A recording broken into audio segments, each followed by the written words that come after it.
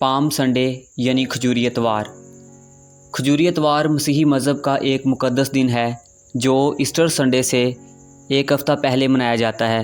یسوع مسیح کی یروشلم میں فتحانہ آمد کی یاد میں پام سنڈے منایا جاتا ہے۔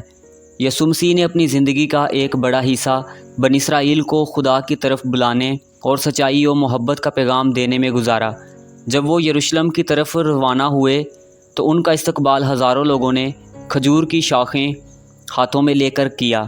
لوگ نعرے لگا رہے تھے، ہوشانہ، مبارک ہے وہ جو خداوند کے نام سے آتا ہے۔ ہوشانہ کا مطلب ہے ہمیں بچا لے۔ یہ منظر نہایت روح پرور تھا۔ لوگوں نے یسوع کو ایک نبی، بادشاہ اور نجات دہندہ کے طور پر خوش آمدید کہا، مگر یہی لوگ چند دن بعد انہیں صلیب پر چڑھانے کا مطالبہ بھی کریں گے، جو اس ہفتے کی تلخ حقیقت ہے۔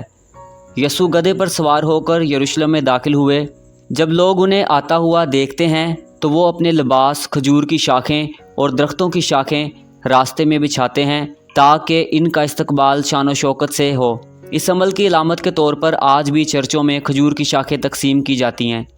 یہ واقعہ انجیل مقدس کی چاروں اناجیل، مقدس متی، مقدس مرکس، مقدس لوکا اور مقدس یوحنا میں درج ہے۔ آج کل پام سنڈے کیسے منایا جاتا ہے؟ چرچوں میں خصوصی عبادات کا اہتمام کیا جاتا ہے۔ کھجور کی شاخیں لوگوں میں تقسیم کی جاتی ہیں اور بعض اوقات ان سے صلیب کی شکلیں بنائی جاتی ہیں۔ بعض لوگ ان شاخوں کو اپنے گھروں میں رکھ کر برکت کی دعا کرتے ہیں۔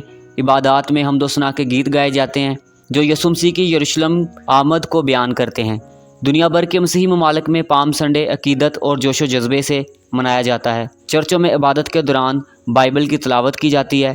کھجور کی شاخوں سے علامتی صلیبیں بنائی جاتی ہیں۔ بعض جگہوں پر روایتی جلوس نکالے جاتے ہیں جن میں یسوع کی یروشلم آمد کی منظر کشی کی جاتی ہے۔ ابھی ہم دیکھیں گے پام سنڈے کی ہم مسیحیوں کے نزدیک مذہبی اہمیت کیا ہے۔ پام سنڈے مسیحیوں کے لیے روحانی تیاری کا وقت ہوتا ہے۔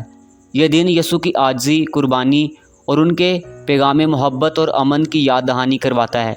یروشلم میں ان کی آمد اس بات کی علامت ہے کہ وہ ایک بادشاہ کے طور پر نہیں بلکہ ایک عاجز خادم کے طور پر آئے۔ اس پام سنڈے کا پیغام ہمارے لیے یہ ہے۔ پام سنڈے ہمیں عاجزی، امن اور محبت کا پیغام دیتا ہے۔ یسوع نے دنیاوی جاؤ جلال کی بجائے انسانیت، خدمت اور قربانی کو اپنایا۔ یہ دن ہمیں یاد دلاتا ہے کہ اصل عظمت دوسروں کی خدمت کرنے سے، صبر کرنے اور سچائی پر قائم رہنے میں ہے۔ اگر آپ بائبل میں دیکھنا چاہتے ہیں کہ یسوع مسیح کا یروشلم میں فتحانہ استقبال اور کھجوری اتوار کے بارے میں کہاں پر لکھا ہے تو آپ مقدس متی کی انجیل اس کا 21واں باب اس کی پہلی سے 11ویں آیت دیکھ سکتے ہیں۔ مقدس مرکس کی انجیل اس کا 11واں باب پہلی سے 11ویں آیت میں، مقدس لوکا کی انجیل 19واں باب 28ویں سے 44ویں آیت تک، مقدس یوحنا کی انجیل اس کا 12واں باب اس کی 12ویں سے 19ویں آیت میں آپ کو یہ تمام حوالہ جات مل جائیں گے جہاں پر یسوع کا یروشلم میں فتحانہ استقبال کے بارے میں لکھا ہے۔